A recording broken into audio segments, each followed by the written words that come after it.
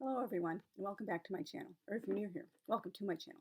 Today I'm going to be doing a video based on a blog post which I originally published on the 27th of July 2020, and it's a review and basically just my thoughts and stuff about the classic The Death and Life of Great American Cities by Jane Jacobs. And I'm thinking about this particularly right now because I just recently discovered a bunch of really awesome channels basically promoting things like 5-minute cities, like, walkability, like why suburbs are absolutely awful, like car-centric life has just been absolutely disastrous for much of US and Canadian society. And so anyway, let's just get down with it. And this is just an absolute classic book. I do highly recommend it, even though I did have a number of misgivings about it.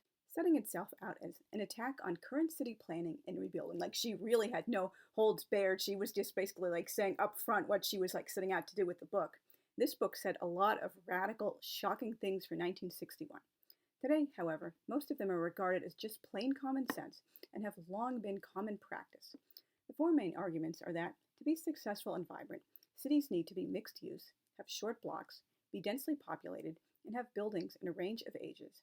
Other topics are border vacuums, where best to place landmarks like libraries, the most effective layouts and locations of parks, unslumming, now known as gentrification, and usually done by outsiders instead of locals, unfortunately, gradual and cataclysmic money, housing projects, the disastrous effects cars have on cities, and city governance.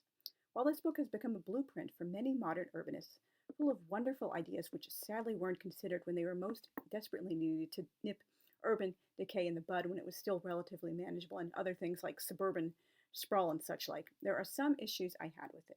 Number one, it's inevitably dated. I wish there were a special edition which laid out everything that has since been widely implemented and the differences between now and then. Like, for example, kids just don't play on sidewalks anymore. I mean, they might happen in a few places, but generally speaking, it just doesn't happen. But I realize that it's not really the fault of kids or whatever. It's just because of, like, suburbia. They just don't have like sidewalks and such. Like, so many things I'm leading into why that is. And certain parks are no longer rundown ghost towns, and many cityscapes are now radically different, for better or for worse. Number two, I love her eyes on the street argument about streets being kept safe by constant watching, but modern society doesn't enable that well. How many housewives gaze out their windows for hours while kids play stoop ball anymore? And how many busybody public characters still exist? And like a public character, like she gives the example of the shopkeeper. He's basically, like on the street all day watching people come and go. He knows everyone by name. So like you can see, oh, Mrs. Adams, your kids were skipping school today. You might want to look into that. Or like, oh, you look sick. Maybe you should go to the doctor. Or, oh, I'm going out of town for a while. Come here, Mr. Jameson, or whatever his name was. Can you hold this key for me and like deliver or keep my packages safe for me? Or just basically things like that. So they were basically like involved in the very fabric of the community, knowing like everybody's business for better or worse. But I really can't think of any like city like outside of maybe like a really small town where like a public character like that would be common or like would exist at all. Number three, women don't need their husband's permission to go somewhere anymore. Like, I lost count of how many times in the book like she would quote a woman as saying, oh, I would like to go there, but my husband doesn't approve, or I can't go there because my husband would never give his permission, or my husband forbade me to go there. Like, seriously? Like, even in 1961, that seems like shocking. And number four, Mrs. Jacobs writes of a world where most women are housewives and men are the only ones working. Not exactly applicable to 2023 life. Number five, after a certain point, the book starts to feel rather repetitive. The same few points made over and over again in different language, and I was far from the only reviewer who noticed this. I was reading a lot of reviews like on Amazon and Goodreads, and they were saying like the book isn't necessarily bad or anything, or the ideas aren't junk or whatever. It's like lots of good ideas and like generally good writing and stuff, but she just like basically starts like repeating it over and over again. Like, we got the point already, Mrs. Jacobs. Can you like move on to something else, or just like restate that in like radically different language to make it seem like you're like at least moving on from that point and addressing an entirely new topic? Number six, she doesn't give many citations, just her own observations and theories. I'm told many social science books in the 60s were like this, and this, like, for example, like on Goodreads, I believe, and I think the same reviewer did it on Amazon, like she gave this example, oh, I went to a park one day, and it wasn't maybe like Philadelphia, let's say, and, oh, and there weren't many people around, and it was kind of run down, oh, and the whole thing seemed kind of shady to me. It was like, you don't even live there, and you only went to that park once or a few times, and so you're basically declaring the whole thing is like not working for the city or the community just because you went there on like a bad day, or because it wasn't the kind of park you were expecting. Like, seriously, people have their own, like perceptions and like things that work for them and things that don't work for them. So basically, just she just doesn't cite anything, just like her own like feelings and stuff, and that'd definitely be a no-go in a social science book these days. Number 7, not all cities or neighborhoods develop in the same way, and this isn't a bad thing. Like, for example, because Manhattan, her most frequent example because she lived there for several decades, was centered deep downtown and then gradually moved upward. The Upper East and West Sides are predominantly residential and academic, and I have mentioned this in several previous videos and blog posts. Many people might not realize, if they're not like really like into the city of like Manhattan or New York City in general, like the settlements, like, or the white man settlements, obviously they would like, they started very like all the way at the bottom of the island, like, like Battery Park Financial District on Lower East Side Greenwich Village, and like over time they would like gradually start moving up like to what would now be the Midtown neighborhoods. And then like by the late 19th century, they were starting finally to develop like the Upper East and the Upper West Sides, and the areas even farther uptown, like Yorkville and Harlem and like Morningside Heights and basically like Washington Heights, things like that. Marble Hill, the only neighborhood which is on the mainland. So basically, like, it was preschool. There were still lots of like farms and like big wide open green spaces, even in the Upper West Side or the Upper East Side, as recently in history as like sometimes even into the early 20th century. So it's like a much different example than many other cities that developed in like a much different way. People choose those neighborhoods to raise families or just have a quieter life for themselves, and thus are consciously rejecting the things she praises so highly about her own West Village. They have no interest in listening to saxophones in the middle of the night, fighting through throngs of kids while walking home from work, or living next to an old warehouse occupied by 20 wildly different businesses. Part of the draw of the outer boroughs prior to their mass discovery and gentrification was the slower pace of life, with more green spaces, less density, and a suburbanesque feel without actually being in the suburbs. They cared less the Bronx supposedly had no decent restaurants, or Brooklyn businesses closed at 8 o'clock. Believe it or not, some people like that, particularly if you're raising a family, or if you're not, like, you're past the age when you're going clubbing and bar hopping all the time. You just want to, like, settle down for a nice, like, cup of tea and reading or sewing, or, they're just, like, watching a movie on TV or something after 8 o'clock. Oh, let's go out and, like, participate in all the nightlife or go to 20 different restaurants a month. People have different perspectives on what they want out of life depending on, like, where they are. Number 8. Likewise, there's not a very diverse pool of cities represented. Well, I wouldn't expect every single major city to be discussed. That would obviously be madness, nor constant hopping back and forth between different cities. It would have been more balanced had there been a wider range of examples. Manhattan is far and away the most discussed, with Boston, Chicago, Philadelphia, San Francisco, and LA also frequently mentioned. Every so often, a city like Baltimore or St. Louis makes an appearance. Cities develop differently depending upon the region. A city which started as a frontier town and has much more space to expand, like, say, Denver, is radically different from one which grew up around an agrarian economy. Like, just name about any city in the Midwest you can think of, like, say, like Des Moines or like Fargo or whatever, and out in that neck of the woods, or a densely populated city with little choice but to expand upward, like New York City and Chicago. Number 9. The Upper West Side, which frequently comes in for condemnation as not diverse enough or laid out properly, beautifully revitalized without chopping up its very long blocks. Number 10. So what if a landmark like a library doesn't stand out in purpose and appearance? People know where their own libraries are, even if they look similar to nearby buildings. So I do realize it's kind of nice to have like a diverse architecture, like, oh, so this beautiful, like neo-Romanesque building or whatever, oh, that's the library, and this, like, classic Tudor revival building is the bank, and just like this and that, like that. But I do realize, like, oh, if you know what it is because you live there, it doesn't necessarily like have to like be every single building with like a completely different architectural style or outward appearance. Number 11. I agree density is a positive force for diversity and vitality, but too much density is a bad thing. Just look at cities like Delhi or Beijing. No one normal enjoys living like that, like living in tiny little micro apartments. And like even now in New York City, people are like, oh, look at me, I gotta have a view looking out at Central Park, so I'm content to live in something that actually used to be a closet and is like has less space than a freaking prison cell, but oh, I can look at Central Park and I live in Manhattan. Oh, look at me. Number 12. Even a city with relatively manageable density needs more than a few high-rises to comfortably accommodate everyone.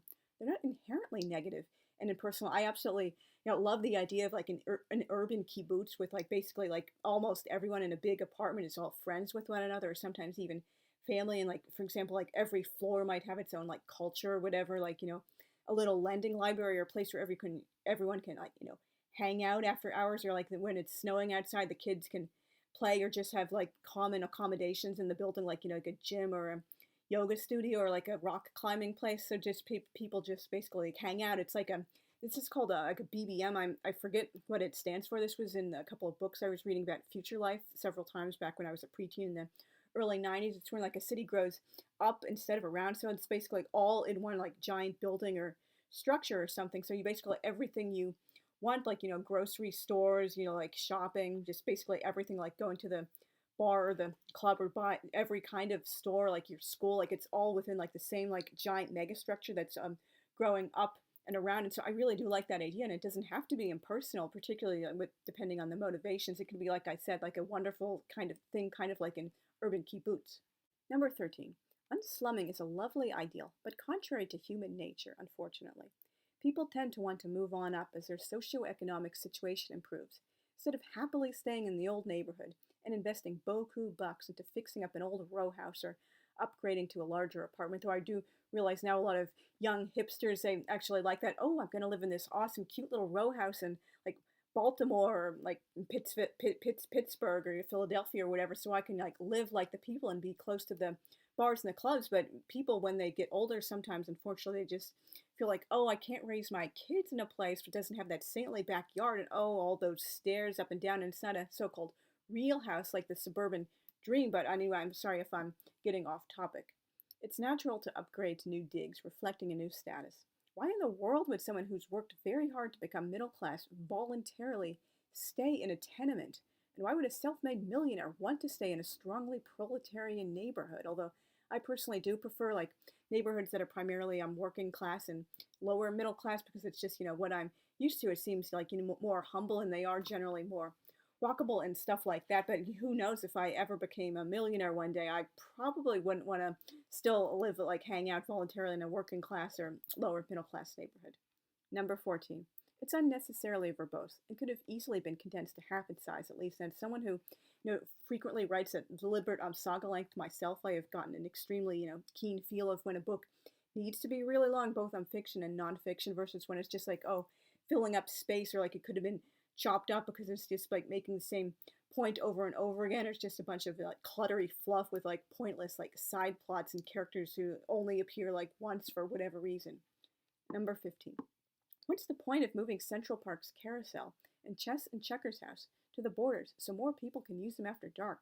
Who goes to a park at night, no matter where attractions are located? Like, I would be terrified of getting mugged, or God forbid even worse, because you're particularly as a woman, you're taught like you don't go certain places at night or alone. It's just like, you don't want to risk that, even if it like is supposedly in theory becoming like safer. Number 16.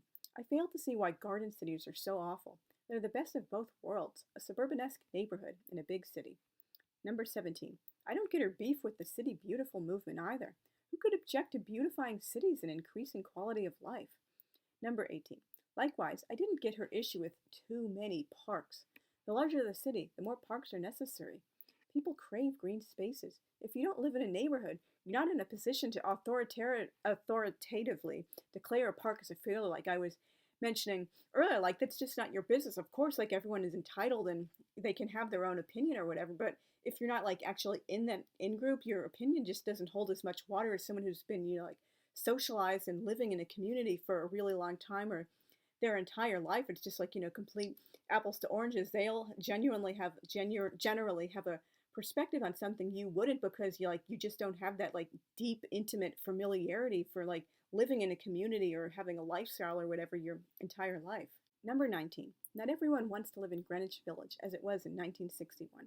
The magic formula for one neighborhood would never work for others, and not everyone wants the same thing out of a city, like I said previously. Number 20. Her vision of an urban utopia is as much predicated on how people should react as urban planners' reforms were, both unable to understand the wider demographic picture. And frequently those so-called reforms in the post-World War II era in the U.S., and I guess to a somewhat similar extent in Canada, were based on like bourgeois sensibilities, like, oh, the nice like bourgeois people, they're gonna want to raise their kids in suburbia and have a nice big backyard. Why would they voluntarily stay in the city and live in an apartment if they don't have to? Or why would they still be living in an old-fashioned like townhouse or row house, sharing all its walls with other places, and being, like wide and narrow, and having like at least like 4 stories, so you have to go up and down the steps all the time, when you can live in a lovely little suburban, like white and delightsome place like Levittown, and every house looks the same, and there's a giant backyard, and there's all this wonderful conformity. And obviously it's like a whole other topic for, like, the urban decay and suburban sprawl, like how so many things just like went wrong after like World War II, and then exodus to suburbia, and why many people wanted to move to suburbia in the first place. There was like a serious housing crisis in just about every city in the US. So basically people were like jumping at the chance to have like wide open spaces and so-called real houses for themselves. But again, that's a completely off topic thing for a different video. Number 21. While I share her dislike of suburbia, I hate suburbia so much. At least I understand why so many families were drawn to it in that era, as I was just briefly explaining. Mrs. Jacobs constantly trots out Greenwich Village as the be-all and end-all of perfection, which everyone should aspire to live in. And that's just, unfortunately, like, people have different things, as I mentioned, like what they want out of a city. Like, particularly if you're raising children, yeah, sure, you might love the idea, not just the idea, but love it, period. Like a 15-minute walkable city where you can get just about everywhere you need to go within 15 minutes. And if you need or want to go somewhere farther away, you can just like hop in a rented car or take the bus or the train or whatever. But like when you're like raising children, like you might want to live in like a neighborhood that has a more suburban feel, or just like, quiet tree-lined street, instead of like right in the center of town with all the bars and the clubs and just all sorts of things like that. So it depends on your perspective and where you are in the journey through life. Number 22. Even in 1961, unfortunately, the famous ballet of Hudson Street was unusual, when she's talking about all these like kids playing in the street, and like all sorts of people like going to and from work, and all sorts of other places, and like different people who had different kinds of jobs and different like socioeconomic classes and all sorts of stuff. And they were just like basically coming together in like this beautiful ballet, reaching its like crescendo, like just like great grand like canopy, like the human parade. She's idealizing a way of life that was well on its way out.